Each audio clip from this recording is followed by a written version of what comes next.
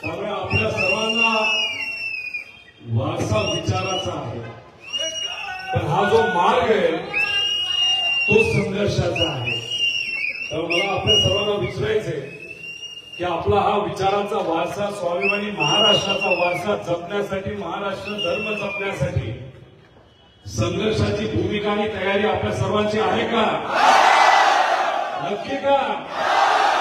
प्रत्येक स्वाभिमानी नागरिकांना मला विनंती करायची, एक नागरिक म्हणून, की आपल्या या महाराष्ट्राच्या स्वाभिमानासाठी आणि हितासाठी, इथं असणाऱ्या प्रत्येक मराठी माणसासाठी आम्ही सर्वांनी लढवलं, की आम्ही सगळ्यांनी ठरवलंय की लढायचं, त्यांच्यासाठी लढायचं.